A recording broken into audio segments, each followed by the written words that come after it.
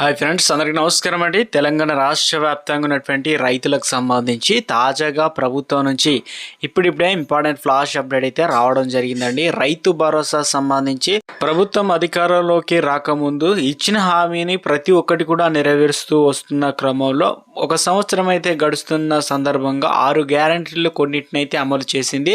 తాజాగా ప్రభుత్వం రైతు రుణమాఫీని కూడా 4 విడతల్లో ఎవరికైతే డబ్బులు అనేది క్రెడిట్ కాక సాంకేతిక లోపాల వల్ల పడిందో వారికి కూడా డబ్బులు అనేది జమ అయ్యాయన్నమాట. 21,000 కోట్ల రూపాయలు. నెక్స్ట్ రైతు భరోసా ప్రభుత్వం ఎట్టకేలకు ఇచ్చిన హామీ మేరకు సాగులో ఉన్న భూములకు అనగా 1 ఎకరం, 2 ఎకరాలు, 3 ఎకరాలు, 10 ఎకరాలు, 15 ఎకరాలు, 20 ఎకరాలు, 25 ఎకరాలు ఉన్న రైతులకు కూడా పెద్ద శుభవార్త తీసుకురావడం జరిగిందండి మంత్రి తుమ్మల నాగేశ్వరరావు. రాష్ట్రంలో ఇటీవల కాలంలో రైతులకు సంబంధించి ప్రభుత్వం కొన్ని పథకాలను తీసుకువస్తూ ఉంది. అందులో ప్రధానంగా ఏదైతే వరి పండించారో వారికి బోనస్ డబ్బులు అనేది 500 రూపాయలు, ఇలా చాలా మంది రైతులకు దాదాపు 10,000, 15,000, 20,000 వరకు అయితే అందాయట. అప్పుడు ప్రభుత్వం రైతు భరోసా నిధులు ఇవ్వకపోయినా ఈ యొక్క బోనస్ డబ్బులు అనేది అంతకంటే ఎక్కువ వచ్చాయని చెప్పడంతో రైతులు సంతోషంగా ఉన్నారు. కానీ రైతు భరోసా అనేది ఏ పంట వేసినా, ఎలాంటి పంట రకాలు వేసినా కూడా చిన్న సన్నకారు రైతులకు పంట పెట్టుబడి సాయం అందించేందుకు గత ప్రభుత్వంలో రైతు బంధు పేరుతో ఈ ప్రభుత్వం రైతు భరోసా అనేది తీసుకురావడం జరిగింది కదా. ఈ విషయం అందరికీ తెలిసిందే. ప్రస్తుతం తెలంగాణ రాష్ట్ర వ్యాప్తంగా ప్రభుత్వం ఫీల్డ్ వెరిఫికేషన్ సర్వే అనేది కొనసాగుతుంది. ఇందులో గ్రామ స్థాయిలో అయితే అధికారులు ప్రభుత్వ టీం ప్రకారం ఫీల్డ్ ఆఫీసర్, పంచాయత్ సెక్రటరీ, ఆర్ఐలు, ఇక ఏదైతే పూర్తి స్థాయిలో వ్యవసాయ అధికారులు కూడా నిమగ్నమై శాటిలైట్ అదేవిధంగా పూర్తిగా ప్రభుత్వం పారదర్శకత ఉండేందుకు గాను GPS ట్రాకర్ను ఉపయోగిస్తుందన్నమాట. గతంలో ఏదైతే పొరపాట్లు ఉన్నాయో ఆ సర్వేలు అయితే బయటపడుతున్నాయి. ఒక్కొక్కటిగా వారందరినీ కట్ చేస్తూ ఉన్నారన్నమాట.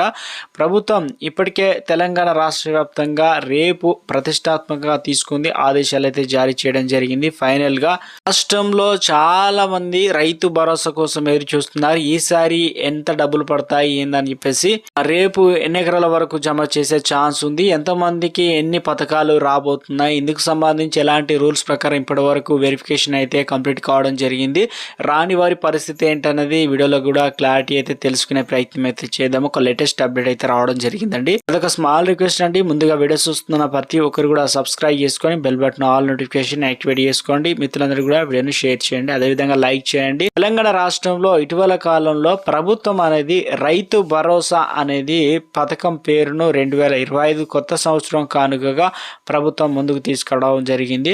16 తారీఖు నుంచి 20 తారీఖు వరకు ఫీల్డ్ వెరిఫికేషన్ అయితే జరిగింది. ఇందులో ప్రధానంగా రైతు భరోసాకు 18,000 కోట్ల రూపాయలు అయితే కేటాయించడం జరిగింది. రేపు మనకు 21 తారీఖు కాబట్టి ఎంతమందికి డబ్బులు పడతాయి ఏందని చెప్పి చాలా మంది ఎదురు చూస్తున్నారు. అయితే కొంతమంది ర్యాండమ్గా పిక్ చేసి రాష్ట్ర వ్యాప్తంగా కొంతమంది డబ్బులు ఇప్పటికే పడుతున్నాయట.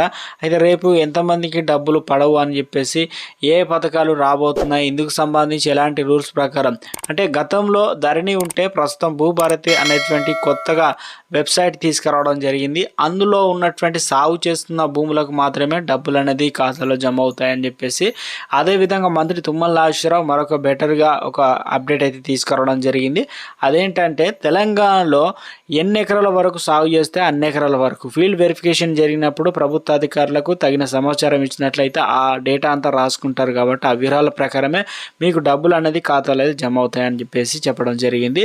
సో ప్రభుత్వం అందరూ కూడా జాగ్రత్తగా అయితే ఉండాలని చెప్పడం జరిగింది అప్రమత్తంగా. రేపు 21 తారీఖున గ్రామ స్థాయిలో, అంటే రాష్ట్ర వ్యాప్తంగా మొత్తం 33 జిల్లాల్లో గ్రామ స్థాయిలో, పట్టణ స్థాయిలో ఏదైతే సర్వేకు సంబంధించి రిజల్ట్ అనేది, ఏ పథకం అర్హులు ఏంటనేది ఇప్పటికే కొత్త రేషన్ కార్డులకు సంబంధించి చాలా మంది ఎదురు చూస్తున్నారు. అయితే వారికి సంబంధించి గత 10 సంవత్సరాలుగా రేషన్ కార్డు లేని వారికి, కొత్తగా పెళ్ళైన వారికి, దాంతోపాటు ఇటీవల కాలంలో రేషన్ కార్డు అనేది చాలా దూర ప్రాంతాల్లో ఉన్న వారికి బియ్యం తీసుకోక కొన్ని టెక్నికల్ ఇష్యూ వల్ల కూడా కార్డు కొట్టేశారు. అటువంటి వారికి కూడా ప్రభుత్వం కొత్తగా లిస్ట్ ఇచ్చి వెరిఫికేషన్ అయితే చేశారు. సో వారికి ఎంతమందికి రాబోతున్నాయి, వివరాలు ఏంటనేది తెలంగాణ రాష్ట్రంలో ఇప్పటికే ప్రభుత్వం అనేది వివరాలు అనేది ఆల్రెడీ అప్డేట్ అయితే చేసిందనమాట. ఇందిరమ్మ ఇళ్ళకి సంబంధించి కూడా తెలంగాణలో రేపు ఎంతమందికి రాబోతున్నాయి వివరాలు కూడా తెలుపుతారనమాట. దాంతోపాటు రాష్ట్ర వ్యాప్తంగా పూర్తి స్థాయిలో కూడా వ్యవసాయ కూలీలకు సంబంధించి మంత్రి సీతక్క గుడ్ను చెప్పారు. అంటే ఒక కుటుంబంలో మహిళ పేరు మీద 5 పని చేయని, కరువు పని ఒకరు పని చేయని, మొత్తానికి 20 రోజులు పని చేయాలి. ఎటువంటి గుంట భూమి లేని వారికి మాత్రం ఇందిరమ్మ ఆత్మీయ భరోసా పేరుతో మహిళా పేరు మీద బ్యాంక్ అకౌంట్లో డబ్బులు అనేది జమ అవుతాయని చెప్పేసి, దాంతోపాటు కొంతమంది పోస్ట్ ఆఫీస్లో కూడా క్రెడిట్ అయితే అవుతాయని చెప్పేసి. అయితే పోస్ట్ ఆఫీస్లో ఇటీవల కాలంలో ఒక లిస్ట్ అయితే రావడం జరిగింది. అది ప్రత్యక్షంగా ఎలా అంటే ఆధార్ కార్డు సీలింగ్ విధించుకోవాలని. సీలింగ్ అంటే మీకు రైతు భరోసా సంబంధించి ఏ కేటగిరీలో ఉన్నారో వారికి తప్పనిసరిగా లింక్ అయితే చేసుకున్నట్లయితే డబ్బులు అనేది జమ అవుతాయని చెప్పేసి చెప్పడం అయితే జరిగిందనమాట. ఇక రేపు తెలంగాణలో రైతు భరోసా సంబంధించి వెరిఫికేషన్ అయితే జరిగింది కదా. కొండలు, గుట్టలు, రాళ్ళు, రప్పలు, రిలేటెడ్ వెంచర్లు, పనికిరాని భూములు, పడవబడ్డ భూములు, ఒక ఎకరానికి అయితే ఏదైతే పెట్రోల్ బంకులు ఉన్నా, రైస్ మిల్లులు ఉన్నా, ఏదైనా కమర్షియల్గా వాడుకున్నా, అదేవిధంగా ఇటుక బట్టీలు పెట్టినా, ఇంకా మిగతా ప్రభుత్వ భూమి అనేది ఉన్నా కూడా, లేకపోతే గవర్నమెంట్ సంబంధించినటువంటి ప్రాజెక్టుల్లో కూడా చాలా వరకు అయితే భూములు ఇచ్చారు. అటువంటి వారికి కూడా డబ్బులు పడ్డాయి. అయితే ఇప్పుడు రైతు భరోసా అనేది 500 కోట్లు ఉన్న వారికి కూడా రైతు భరోసా నిధులు అనేవి వచ్చినట్లు గుర్తు చేశారు. సో అటువంటి వారందరినీ మొదటి విడతగా తొలగిస్తున్నారన్నమాట. రేపు రైతు భరోసాలో ఎవరికి ఇవ్వడం లేదని చెప్పేసి ఒక లిస్ట్ అనేది ప్రదర్శించి ఆ లిస్ట్ అయితే ప్రజెంట్ చేస్తారనమాట. కొండలు, గుట్టలు కావచ్చు, చెరువులు ఉన్నా కానీ, సీసీ రోడ్లకు కానీ, ఇక ఇవన్నిటికి సంబంధించి ఏమైనా మీ పేరు ఆ లిస్ట్లో ఉంటే అభ్యంతరాలు కనుక తెలియజేస్తే వాటి నుంచి పేరు తొలగించి మళ్ళీ రావడానికి అవకాశం అయితే ఉంటుంది. కొత్త రేషన్ కార్డులకు సంబంధించి చాలామంది అప్లికేషన్ చేసుకోవడానికి అర్హత ఇచ్చారనమాట. 21 తారీఖు నుంచి 24 తారీఖు లోపు. మరొకటి ఇందిరమ్మ ఇళ్ళకి సంబంధించి కూడా తొలి విడత ఏదైతే మనకు పూర్తిస్థాయి స్థలం ఉండాలి. అదేవిధంగా 4 విడతలు 5 లక్షల రూపాయలు, మిగతా వరకు 6 లక్షలు ఇస్తామన్నారు మహిళా పేరు మీద. కొత్త రేషన్ కార్డు ఇచ్చిన తర్వాత మరోసారి అవకాశం అయితే ఇవ్వబోతున్నారు వారికి అప్లికేషన్ చేసుకోవాలని చెప్పేసి అప్డేట్ అయితే రావడం జరిగిందండి. సో ప్రభుత్వం ఇందిరమ్మ ఇళ్ళ గురించి స్పష్టత రావడం జరిగింది. 2 రకాల ఆప్షన్లు ఎంచుకుంటుంది. ఒకటేమో పైసలు అనేది ఖాతాలో జమ చేయాలని విడతల వారుగా, లేదంటే ఆర్థిక సహాయానికి బదులుగా సిమెంటు, ఇసుక, ఐరన్, ఇటుక కావాల్సినటువంటి ఇసుక అనేది మండల స్థాయిలో వాగులు ఉన్నా ఏదైనా ఉన్నాయో వాటిని గుర్తించి ఫ్రీగా ఇందిరమ్మ ఇళ్ళకు సరఫరా చేయడం. ఇప్పుడు సిమెంట్ 300 రూపాయల బ్యాగ్ ఉంటే అది 260 రూపాయలకి ఇప్పించే ప్రయత్నం. ఇటుకలు అనేది మహిళా సంఘాల ద్వారా ప్రతి మండలానికి 3 గ్రూపులలో 18 లక్షల సబ్సిడీ ఇచ్చి ఇటుకలు తయారు చేసినవి ఇందిరమ్మ ఇళ్ళకు వాడుకోవడం. ఐరన్ కూడా 52,000 టన్ను అనేది ఇప్పించే ప్రయత్నం అయితే జరుగుతుందట.